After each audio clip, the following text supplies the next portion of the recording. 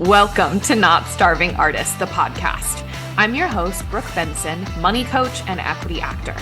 I am your financial cheerleader, here to help you build your financial confidence and have power over your money. The best part, no budgeting or bi-weekly paychecks required. I went from being a broke BFA grad having weekly panic attacks about money to a financially confident, wealth-building actor and business owner.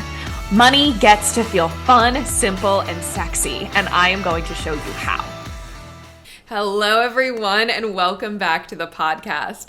Today, I'm going to give you 5 things that you can do to help reinvigorate your artistic life so you don't crash out and quit your job and get rid of your stream of income, okay?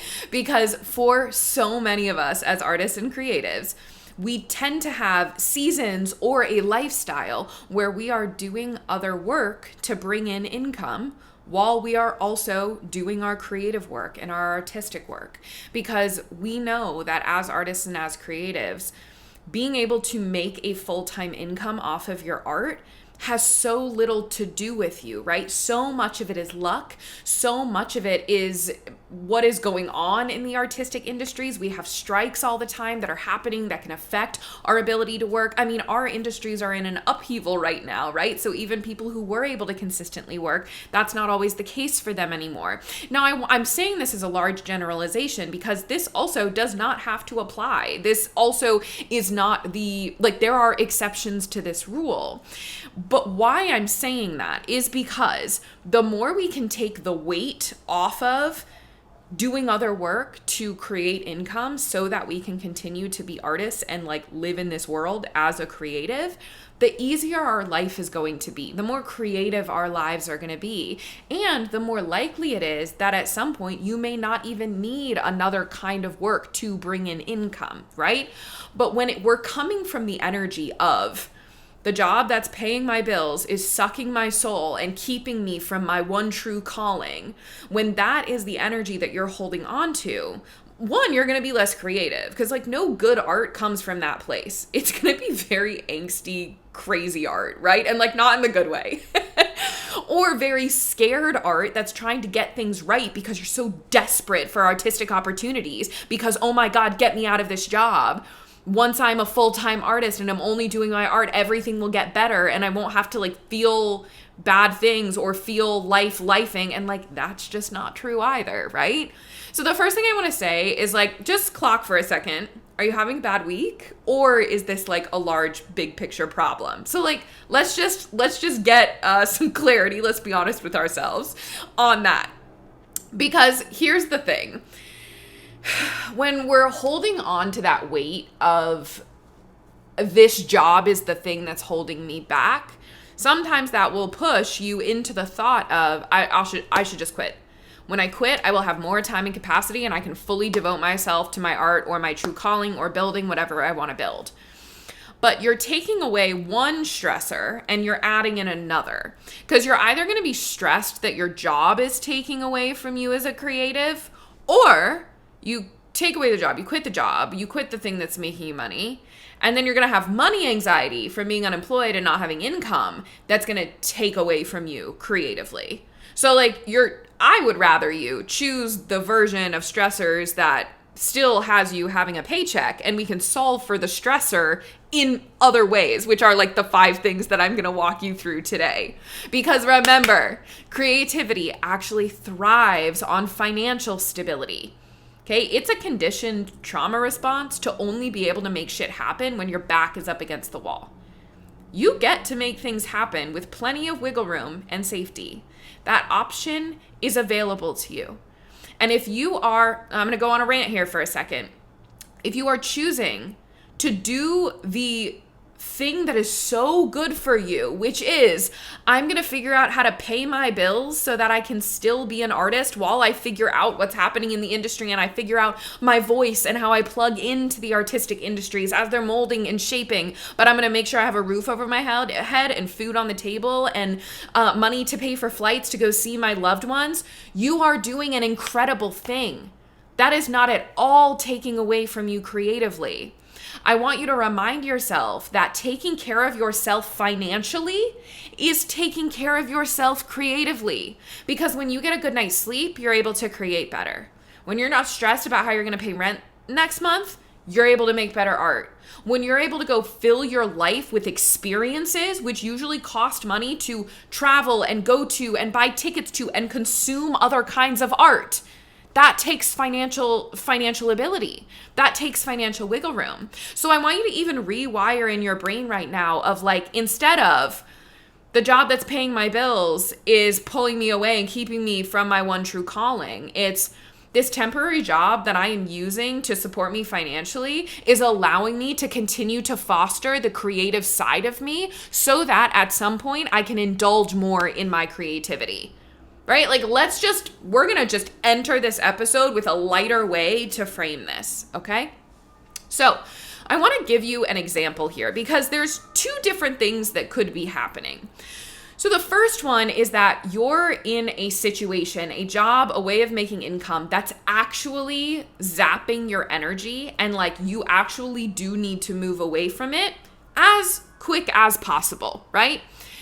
Now, that doesn't mean you have to like quit today, but that is actually something that can't be worked around. Like it is actually a heavy stress, energy zapping job that it will behoove you to start making action plans to get out of.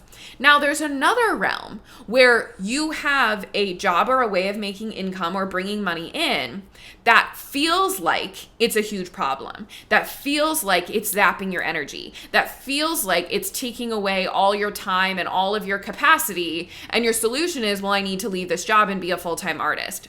But the actual thing is that this job is actually really well suited to be doing alongside your creativity. But you've got, right, this chip on your shoulder of like, I shouldn't have to have another job. I should be able to make a full-time income off of my artistry. I'm mad I have to do other things, right? And I'm going to talk about other ways that it's like sneaking into your time and capacity in ways that it doesn't have to in these 5 things. But those are the 2 different situations that we're talking about. So, and both are equally valid and both can bring up the same exact kinds of feelings. But I want you to be honest with yourself if the solution here that you're actually going for is, no, I need to be very intentional about moving to a different way of making income because that actually is going to give me a lot more capacity? Or is it the second one of like, I'm actually letting this thing take a lot of my energy and capacity, and if I put up some guardrails and do some other things, this is actually going to feel like not a problem and is going to be a really lovely partnership with my artistic career in this season, okay? I have lived through both of these things, and I want to talk you through both of them before we get into the 5 things so that you can clearly like hear the difference in these examples. So the first one was when I was teaching English online. Now, this job was that first category of it was actually draining me and zapping my energy in a way where like I needed to move away from this way of making money as soon as possible. So when I was teaching online, what was happening is, well, first, it wasn't great pay. So it was under that level, that income benchmark that was actually going to make meaningful change for me or actually be able to pay my bills. So I was already not being paid at the worth of my time. Okay, so that was the first thing. But then the second thing is that in these lessons, I had to be like full put on energy, like I had to be like this all the time. And oh my God, even just that, fuck me. Like having to do that for hours on end, like it drained me, like my physical energy, but also I can't be that. Like I am not the person that has that kind of endless energy to like generate and just put out there in that way. It feels like masking. And so I was done. Like I couldn't do anything else after multiple hours of that in a row. And it was also really early in the morning. So I was having to wake up at 4 a.m. to do these until I would do like 4 to 8 a.m. So I was also like not sleeping as much as I needed to. And so again, just like totally zapped. So I could change my thoughts about it. I could do all of these things that I'm going to talk you through in these 5 steps. But even with implementing these, this job still needed to go. right? And that didn't mean that I quit right away. That meant, all of the extra time and capacity that I'm giving myself with some of these extra steps, I'm going to put it towards finding a different way to make income while I continue to foster my creativity, okay? So the second version of this is the second category that I was talking about, where it's a job that's not actually a problem, but it's feeling like a big problem. I was working as a virtual assistant and then an operations manager, and it felt like a really big problem because I was working with a woman who had grown her own business. I really supported her mission. We were on a full women team, and I was really like bought into the mission of her business, and I was really excited about where they were going. And it was a small team, so I was also a very integral part of this team. And so what ended up happening is like I felt myself getting pulled in, like emotionally, and like I was always thinking about this job. I started to like be ruminating on it outside of my working hours. And mind you, this was a part-time job. This wasn't a full-time job. So I was working maybe 25 hours a week in this job. But because of the nature of the job, it pulled at me, and I would like complain when like little nitpicky things would happen, or I would like get annoyed by like something that happened on Slack, and I'd like complain to my partner about it, and I'd be thinking about it all the time, and like using my creative energy to help solve problems in that job and like going above and beyond. But then I was getting cranky that I'm like, this job is what's taking me away from my art. And then as I implemented these 5 things and I started working through these 5 steps, I was like, I'm actually letting that happen. Like, this is a Brooke thing. If I start pulling myself away and like setting up some guardrails, and still obviously literally serving them so much goodness, right, in this role. I was delivering in this role. But I was able to deliver and then still clock in, clock out, and not make it a whole part of who I am and my identity, and let all of my creativity go to this thing, because I was actually avoiding doing my artistic work. I had a lot of thoughts about what it meant to be an artist at that time, right? This was like mid-pandemic, like as we were coming out of the pandemic, what that was looking like for me. And so I had a lot of artistic thoughts that I actually needed to work through. So I was avoiding the artistic work and all of the foundations that I was going to need to build while moving to a new city as an artist, that I was avoiding and like using this job as an avoidance, because it was easier to put my creative energy into like creating an SOP, right, for a launch program. But then I was taking myself away from doing the artistic work I needed to do. So these are the 2 kinds of things that could be happening. So keep that in mind. Whatever your current income source is, how you're making money, which does it feel like it's falling into right now? Okay. So let's go through the 5 steps now.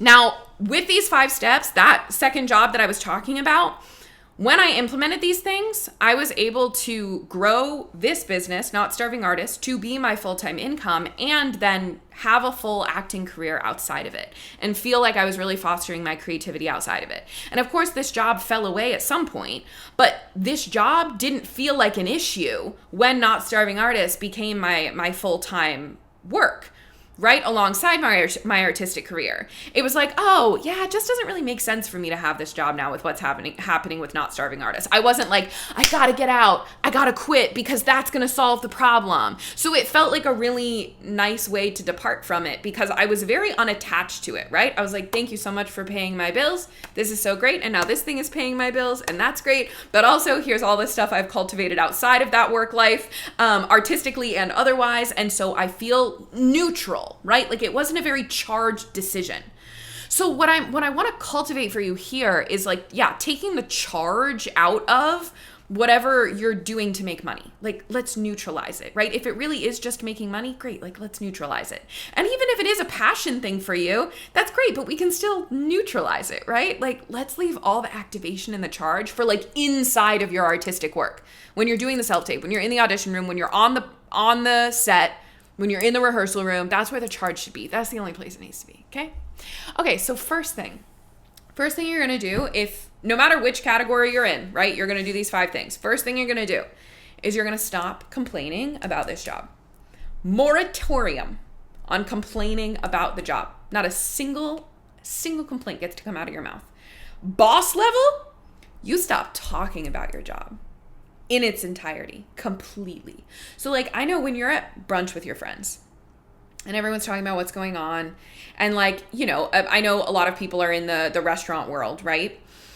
It's really easy to just like talk about the restaurant drama, right? And what's going on, and like complain about your boss or your manager, or like you had a really stressful shift. It's just like easy conversation, right?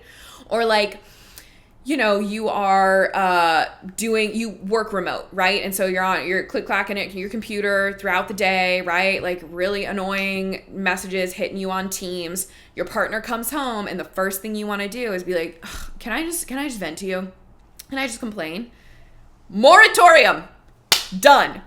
I cannot tell you, this is going to have the biggest impact on feeling like your job is not at the center of your universe anymore. When you are not allowed to speak about it anymore, and I'm talking specifically is if this job is not a part of your like passion or your heart or something that you like really are bought into, that's what I'm talking about. Like if you're doing, like, for example, if you have a business that you built and that you really love and is amazing, I'm not saying don't talk about it. I'm talking about, like, if you've got one of those jobs, right, that is just to pay the bills, you stop talking about it. You would be surprised at how much capacity is opened up when you put a ban on this. Talking about something that you don't care about, okay? Because one, it's going to like literally stop the neural pathways from being able to go those directions, because you're like literally shutting down those neural pathways. So your brain has to start thinking about other things. And it's going to cause you to start having to talk about other stuff, like your art, like your dreams, like your visions, like the weird, cool project that you like haven't really spoken about yet because it's just been like in the back of your brain, but now you don't have anything else to talk about, and like you want to contribute to the conversation at brunch, and so now here you are, you're talking about the artistic project. Like how much cooler your brain space and your conversation gets to be when you literally take your job off the table. And if someone asks you about it, you can be like, yeah, it's fine, just going, paying the bills, and then you move on. Right? Literally, no more talking about it. That's the first thing.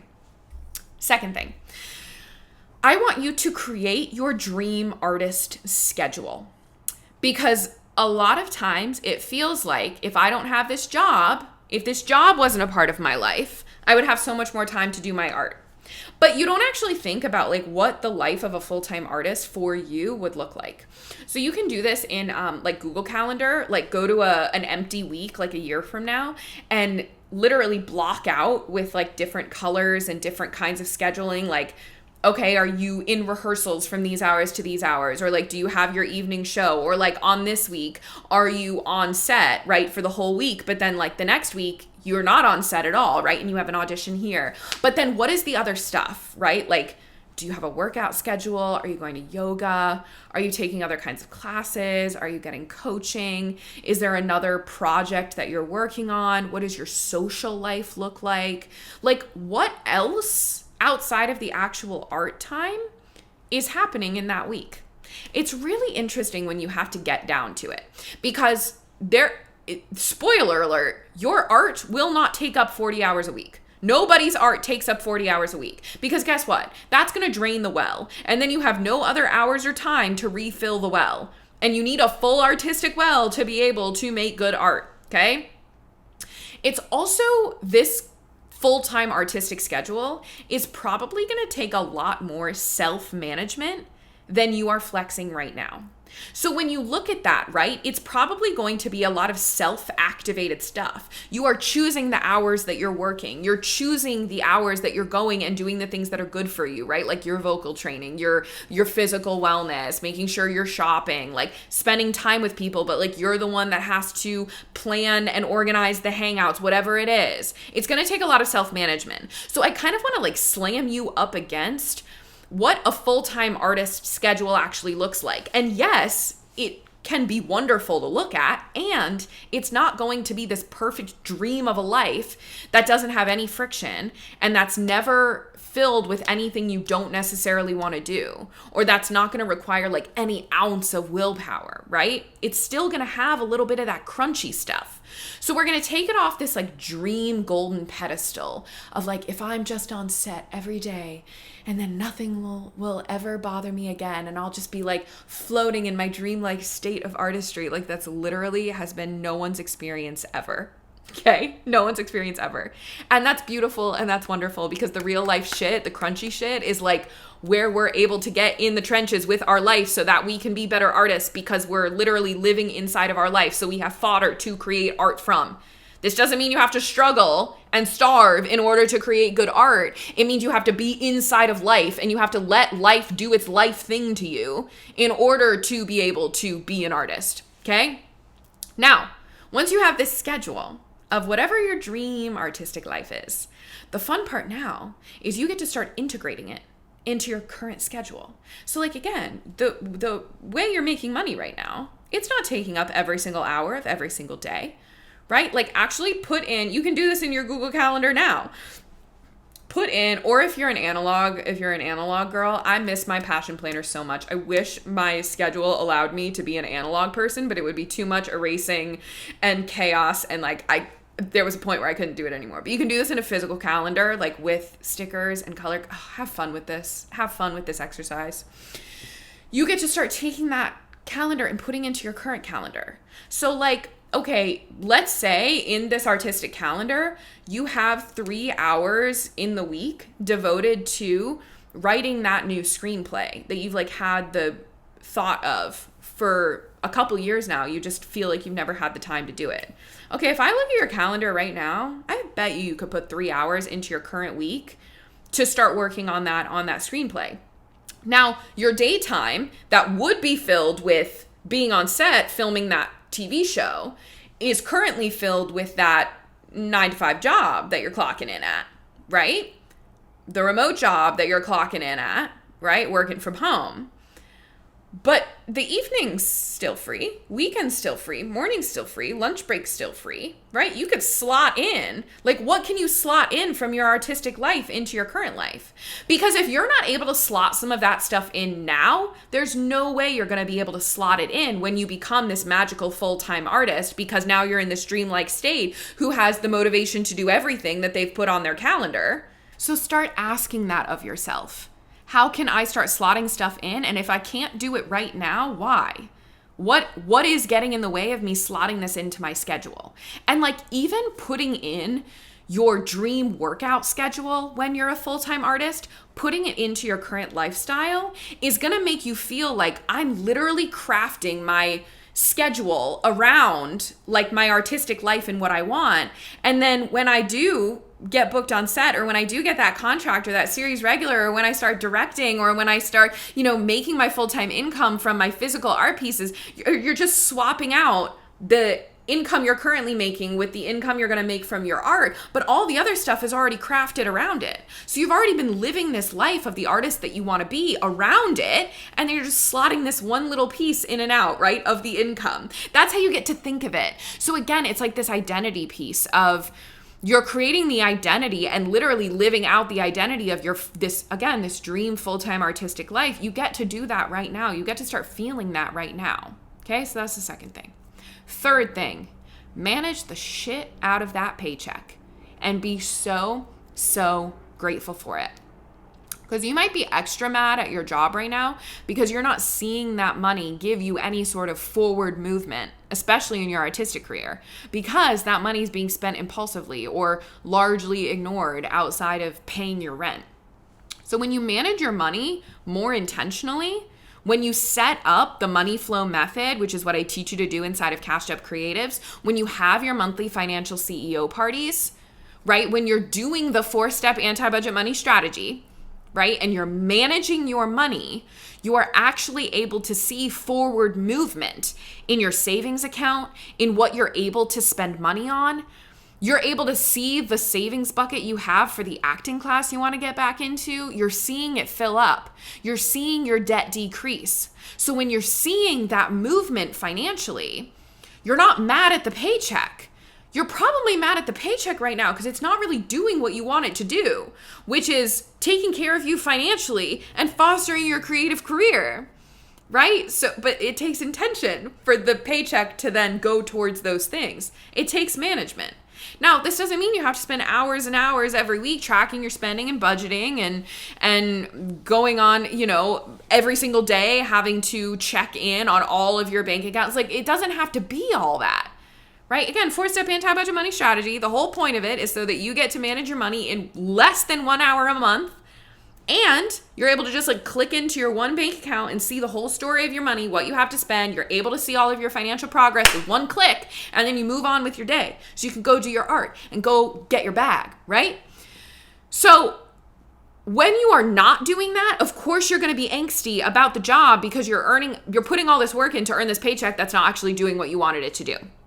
Another lovely thing you can do here is every time you get that paycheck or you get that invoice paid or however it is you're earning your money, I want you to see that money, and I want you to talk to your inner child, your inner artist, that part of you that is the soft creative. And I want you to talk to her, and I want you to show her the money and show her the paycheck and say, hey, baby girl, look at what we're doing.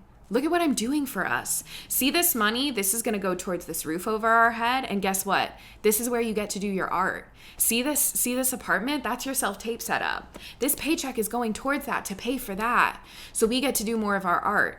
And guess what? This money is also, look at that savings account we have. That's for those new headshots so we can update our actors access, right? That's for those dance classes. See how close we are? And I'm going to tell you right now, we're going to put that towards that dance class that gets started up in January of 2026. We're already signed up. Look at that. Because we got the money for it right there. We're going to get back into dance classes. Look at this money, right? You talk to her and show her the money and tell her what the money is for. So this goes back to managing it intentionally, but then also telling yourself exactly why you're doing it. Be gentle with yourself here. Explain to that confused, soft, creative part of you that's why the fuck are we doing anything else but frolicking and dancing and painting and creating art? You have to tell her why the bills need to be paid, right? Because we live in a capitalistic hellscape where we need to create money and we need to charge for our art and charge for our services so that we get to bring more hope and love into the world, right? We can talk to her like that. Okay, number 4. Media detox. Media detox. This is probably going to be this is the hardest one out of the list. And again, I have done every single one of these things on this list multiple times when I'm feeling cranky, right? And I'm going to get to that in a second when we get to the end of the episode, where I'll still have times where even though I am my own boss, I'm self-employed, I'm obsessed with the way that I pay my bills right now alongside my acting career, there are still days where I'm mad that I have to do anything except for my art, right? Because I'm an artist at heart. Of course, I'm going to be mad about it sometimes.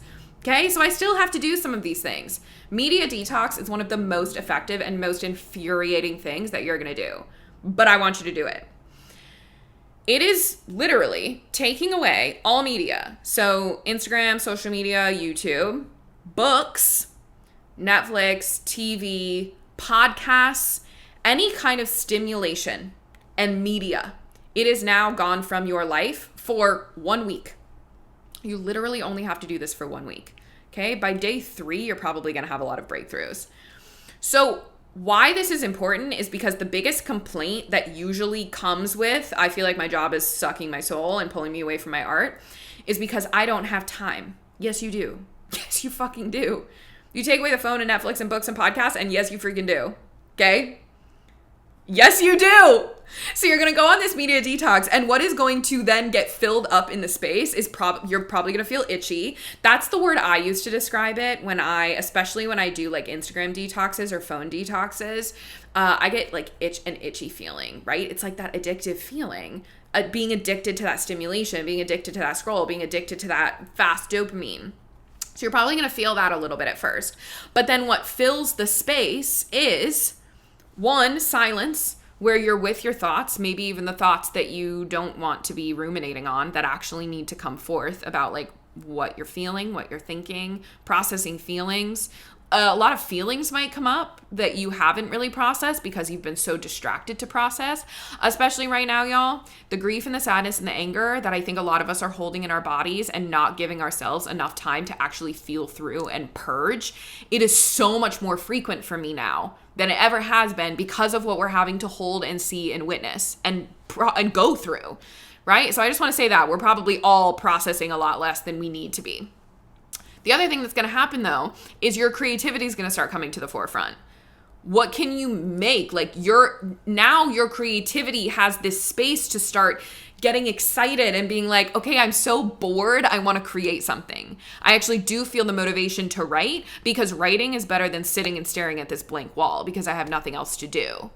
Or you're going to start like doing shit around your house that's going to start getting your brain calmer. Like, you know, those repetitive meditative tasks, right? Like doing the dishes or like sewing up. I just had to like hem my black dress pants that I wear for everything. I had to like cinch them in, and I was like sewing, and the repetitive process of sewing, not only is it calming, but it was like I was having breakthroughs about how I wanted to I'm working on this artistic project and like how I wanted to articulate something and work through something. Like I started to have breakthroughs because I was doing this repetitive task. So that might come up, right? There's so many things that could come up when you give yourself silent, bored space.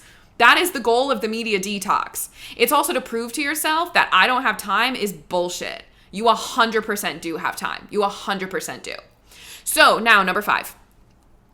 This is where you're going to take that space that has now been created by the media detox, and you're going to use it for, one, making art, yes, but then also long-term brainstorming. So this episode was inspired by a conversation I was having during our monthly live office hours calls. For anyone inside of Cashed Up Creatives, that's my online course, you get live office hours with me every month through the rest of 2025. And so during this past office hours calls, this person came and was talking about this idea, right? Of like, I'm mad that I'm at this job, right? And I feel like I'm not as artistically fulfilled or in alignment with my goals as I want to be.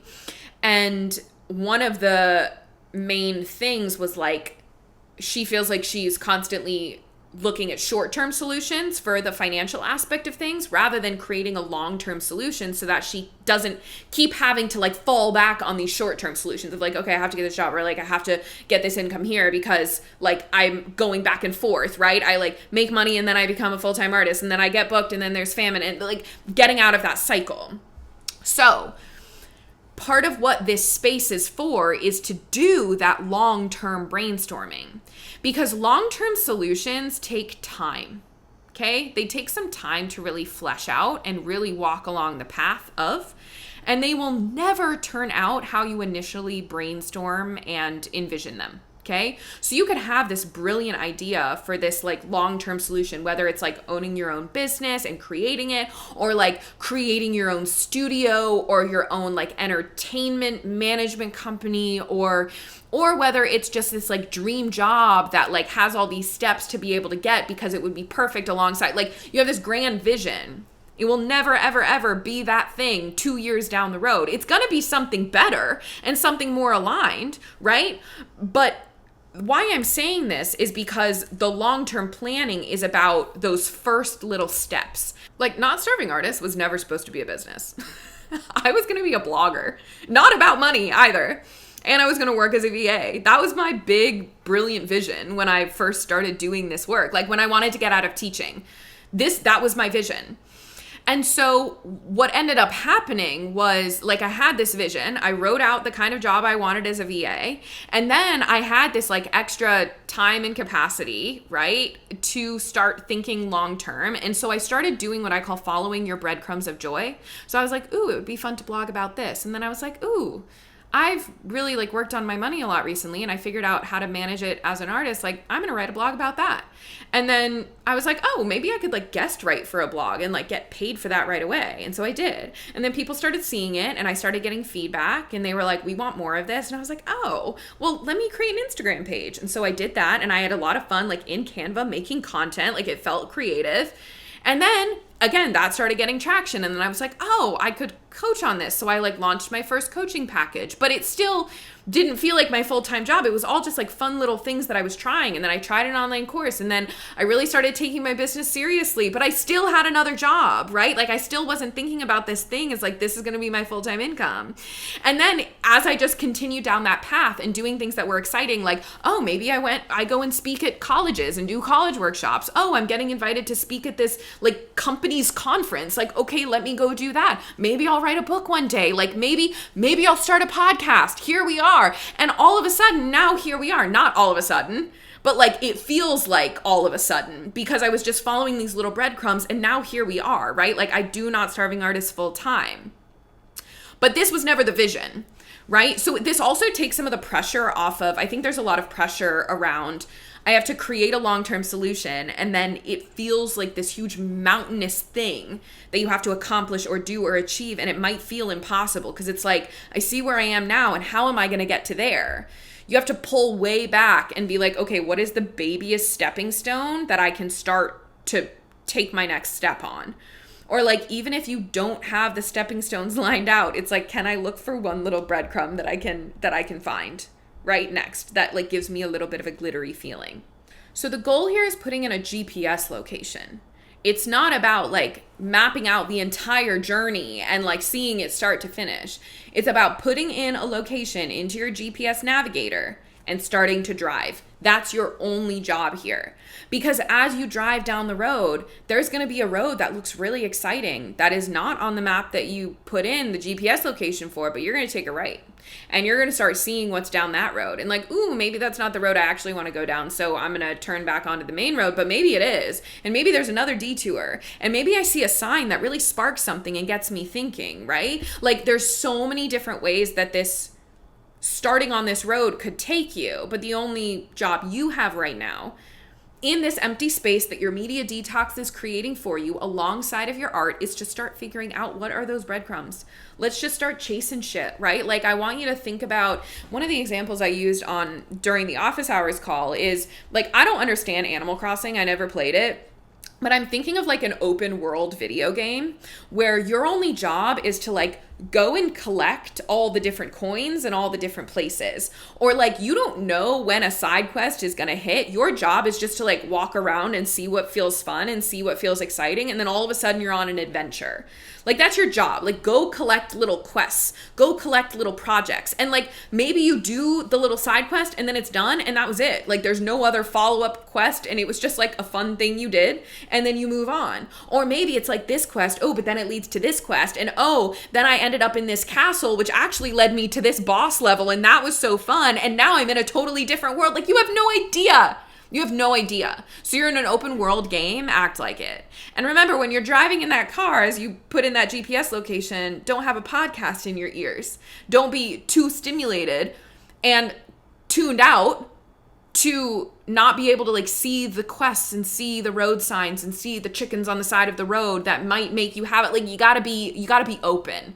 No matter what, your life in this process of doing these 5 things will start to feel way more full and way more aligned because you've decentered this one income stream from being the focus of your life. That felt like the problem. So maybe in these 5 steps, you realize that you do want to do this long-term brainstorming to find some other way to make income that feels more exciting and aligned, right? And you do actually want to shift how you make money.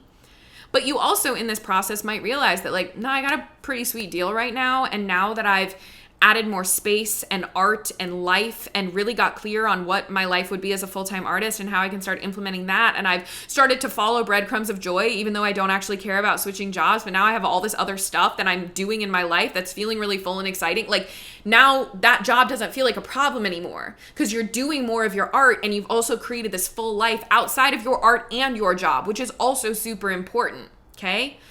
Because the main reason you get scared and sad and mad is when it feels like your whole life has become this job that you don't care about. So you just have to remind yourself that that's not true with these 5 steps, with these 5 things. Okay? And remember, even when you do have the dream career and the dream schedule, you won't be satisfied. There will still be, you'll push the carrot further out that you're chasing. You'll have other projects that you want to do, or like other people that you want to get seen by that you're not getting seen by. Like there's always going to be something, okay? And you're still going to have to do things you don't want to do. When you get your set call time and it's 3:30 a.m., you're not going to be excited about waking up at 3:30 a.m., right? When you are a full-time artist, you're still going to have to collect your tax documents and send them to your CPA and find a CPA who understands the artistic lifestyle. I would venture to say you're probably not going to be like jumping for joy about that, right? So like just remember that there are still going to be stuff that feels a little crunchy. And that doesn't mean you're not living your dream life. That doesn't mean that you're not exactly where you're meant to be. That doesn't mean that you're not on the path you're supposed to be on. Life is going to be crunchy. Like that's just how life is. Like I said before, I'm obsessed with my job. I'm obsessed with what I get to do here at Not Starving Artist. I'm obsessed with being my own boss. Can you imagine me having a boss? Fuck that. I can't. I love my job. But there are days where sometimes it feels hard. I migrated my online course and my email collection software to a different software.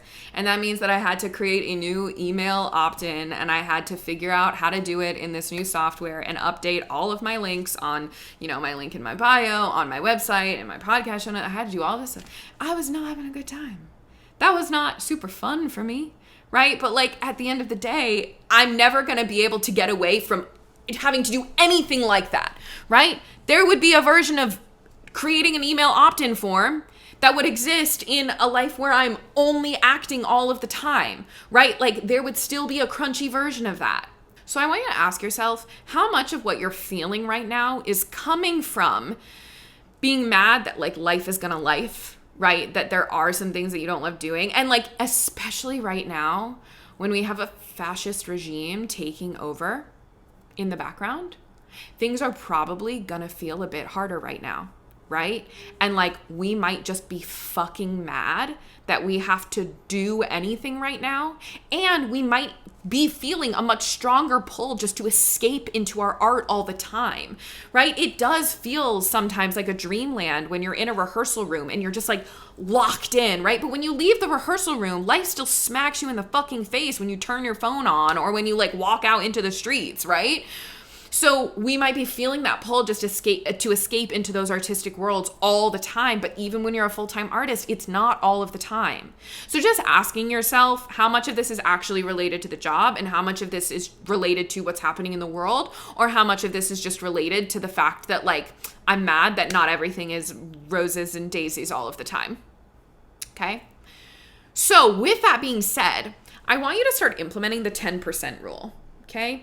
Which is just, how can I make this 10% more enjoyable? I don't need you to love creating the email opt-in form. I don't need you to love checking in on your team's messages. I don't need you to love pulling up your tax documents or doing your bookkeeping, but I want you to be able to make it 10% more enjoyable, right? So like, for example, I don't love creating podcast outlines, but sometimes they feel necessary. I'm very much an off-the-cuff speaker, and that's how I love to do my podcast. But sometimes I got things I need to say and I got things that can't be missed. So I got to write an outline, and I get mad about writing outlines. So I was like, how can I make this 10% more enjoyable? Because I know I'm going to enjoy it when I record it. So I closed all the curtains and I dimmed my apartment light, and I put on my pumpkin lights, and I lit a pumpkin candle, and I poured myself a fat glass of Coke Zero, and I wrote my little outline. And you know what? That candle got me through writing this outline in 20, 30 minutes, right? 10% more enjoyable. So can you put on fun earrings so that while you're on your Zoom calls, you are like looking at yourself in fun earrings? Can you carry around like a crystal or a little knickknack that signifies your creativity or your abundance, and you can just like hold on to her when you're in a really boring meeting or you're doing a project that you really hate? Can you write yourself a note in the morning that you put in your lunchbox that says, "Keep going, bitch. I got chicken nuggets and a new play for you waiting when you get home to indulge in. Get that bag." Like, can you give yourself a little giggle throughout the day? 10% more enjoyable. Just like dial it up just a little bit. We don't need to overhaul the life. Let's just add a little more whimsy, a little more romanticism, a little bit more enjoyment into those little humdrum things, okay? This is a good thing to just do in all of life things, right? Romanticize the life. That's what we see on Pinterest. That's like the buzz phrase that was going around. But like, it works. It works. 10% more enjoyable. Okay? So I want you to also remind yourself that this is just a season of life if you want it to be. Okay? It might be a season where you just had to get scrappy, or where you had to take a break, or where you had to hustle, and whatever it is, it does get to shift. You just have to put the intention towards the shift. And it's going to require a lot less than you actually think, but it is going to require intention. And it's really going to be your thoughts that weigh you down, not the actual action or things that you're going to need to accomplish, right? The thoughts that make it feel impossible. The thoughts like, you should be farther ahead. You're back here again. When I'm a full-time artist, everything will be better, right? And that last one specifically is going to keep you from trying to make your life better now and waiting for that magical moment when you book the series regular and your whole life changes, which doesn't happen. Like, you may book the role, but then your life doesn't magically just get 100% better, right? There's no flipped switch that happens for us as artists. We're constantly project to project. Even people who have tons of notoriety, they're still in that project to project, what's next energy. Like, we can't escape that as artists, but we think that at some point it's going to magically get better. So we're like hustling through our life until we get to that moment, and we're like skipping through our life, right? Not to go like real big picture and morbid, not morbid, existential. That's what I'm talking, existential. But sometimes we really do need to go existential to remind ourselves how important this shit is, okay? So with all of that being said, this is the reason why I host live monthly office hours inside of Cashed Up Creatives. Because sometimes your head gets really loud and you know what you need to do, right? But it's sometimes the follow through, or it's sometimes just the accountability, but also sometimes like you literally can't hear yourself outside of the noise of your brain. Like, you can't get out of the negative spiral, right? And so being able to come and get coached, right? And come and have questions answered, or come and just be like, here's my game plan. I need to tell someone so that I make sure I do it. This is what those office hours are for. So inside of Cashed Up Creatives, you get all of the video trainings, right? You get to learn all the money stuff. You get to have walkthroughs about how to set all of this stuff up for yourself. You get toolkits for how to think about spending, how to save without pinching pennies, how to think about debt, how to create that debt payoff plan, how to invest in an IRA, all of that stuff. You're going to have all of those tools at your disposal. But then you can also come and get coached for when you get stuck, from when your thoughts get really loud, and from when this thought specifically of like, my job and getting paid and being financially secure is keeping me from my art. We got to nip that shit in the bud, because I want your financial stability to never be at war with your art, okay? That is always the thing that I want to work on first, is decoupling those. You can be financially stable and financially abundant and feel fully abundant in your creative career. Have a full thriving creative career, and you don't have to sacrifice your money to do it, okay? So the exciting news that you're hearing first on this podcast episode is that I was originally doing these office hours as a bonus through the rest of 2025, but I have decided that I'm going to extend these office hours, these monthly office hours, through June of 2026. So for quarter 1 and quarter 2 of 2026, the first half of 2026, I'm still going to continue doing these free live office hours. So that means if you join Cashed Up Creatives today, this week, you're going to be able to have 8 months of support with me, right? In addition to the online course portal.